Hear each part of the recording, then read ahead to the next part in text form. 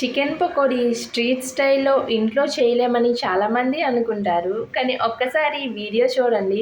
Perfect street style chicken pakodi ఎలా చేయాలో చెప్పేస్తాను. చాలా ఈజీ ప్రాసెస్ అనమాట. చికెన్ పకోడీ బయట క్రిస్పీగా, లోపల సాఫ్ట్‌గా, ముక్క పర్ఫెక్ట్‌గా ఉడకాలంటే నేను చెప్పే ఈ ట్రిక్‌ని ఫాలో అయిపోండి. ప్రాసెస్ స్టార్ట్ చేసేద్దామా? నేనైతే పావు కేజీ చికెన్ తీసుకున్నాను. సో, పావు కేజీ చికెన్‌లో ఉప్పు, కారం, పసుపు, గరం మసాలా, జీరా పౌడర్, ధనియా పౌడర్, అల్లం వెల్లుల్లి పేస్ట్, కరివేపాకు, ఒక నిమ్మకాయ కూడా పిండుకొని అందులో ఒక స్పూన్ కార్న్ ఫ్లవర్, ఒక స్పూన్ శనగపిండి వేసుకొని బాగా మిక్స్ చేసేయండి.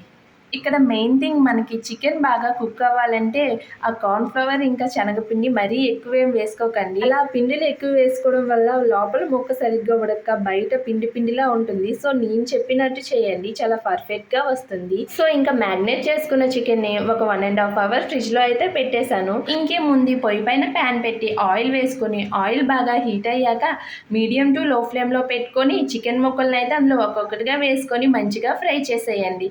మరీ ఓవర్గా కుక్ చేసేయకండి, ముక్కలైతే గట్టిగా అయిపోతాయి. ఇంకా పకోడీ అయితే మంచిగా ఫ్రై అయిపోయాక అందులో కొంచెం కరివేపాకు అలాగే పచ్చిమిర్చి చీలికలు అయితే వేసుకోండి. టేస్ట్ అయితే అసలు వేరే లెవెల్గా ఉంటుంది.